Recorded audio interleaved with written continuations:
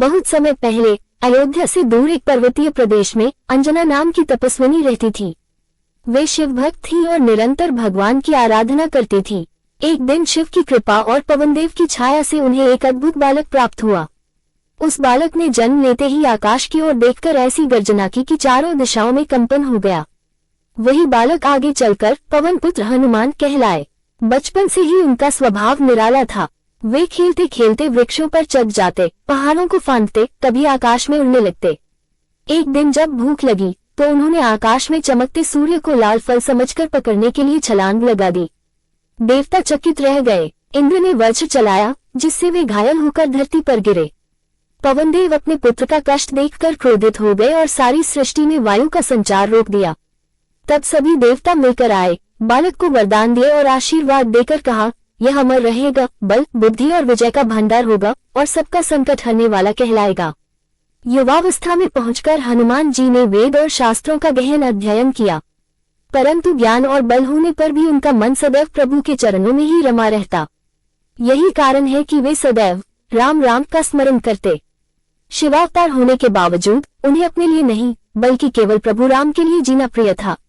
रामायण की कथा में जब सीता माता का हरण हुआ और रामचंद्र जी व्याकुल हो उठे, तब हनुमान जी ने उन्हें आश्वस्त किया। सुग्रीव की सेना में शामिल होकर उन्होंने सागर पार किया। विशाल लहरों को लांघते हुए, पर्वतों पर से छलांग लगाते हुए वे लंका पहुंचे। वहां उन्होंने सीता माता को अशोक वाटिका में देखा और उन्हें प्रभु राम का संदेश दिया। माता सीता ने उनकी विनम्रता और भक्ति देखकर आशीर्वाद दिया, तुम्हारा यश जगत में अमर रहेगा। इसके बाद हनुमान जी ने लंका को जलाकर दुष्टों का घमंड तोड़ा। जब लक्ष्मण युद्ध में घायल हुए और संजीवनी की आवश्यकता पड़ी तो वे तुरंत हिमालय की ओर उड़ चले। रात का अंधेरा, ऊंचे पर्वत और कठिन परिस्थितियां उन्हें रोक न सकी। जब संजीवनी पहचानी न गई तो उन्होंने संपूर्ण पर्वत ही उठा लिया और वापस आ गए। उनकी तत्परता ने राम भक्तों के हृदय को गदगद कर दिया। युद्ध समाप्त होने के बाद भी उनका मन श्री राम के चरणों से अलग न हुआ। अयोध्या में रामराज्य स्थापित होने के पश्चात भी वे सेवा करते रहे। राम कथा का गान करना, भक्तों को प्रेरित करना और संसार से पाप हटाना ही उनका जीवन बन गया। हे पवनसुत हनुमान, तुम्हारे बिना रामकथा अधूरी है। तुम्हारा नाम लेते ही भय भागता है, दुख दरिद्रता मिट जाती है।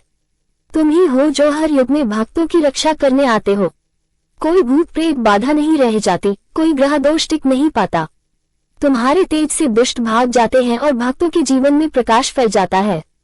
कभी तुम विराट रूप धरकर आकाश को ढांक लेते हो तो कभी सूक्ष्म होकर सागर पार कर जाते हो। दुष्टों के लिए तुम भयानक रूप धारण करते हो, परंतु भक्तों के लिए तुम करुणा के सागर बन जाते हो। यही तुम्हारी विशेषता है, बल और भक्ति का अद्वितीय संगम।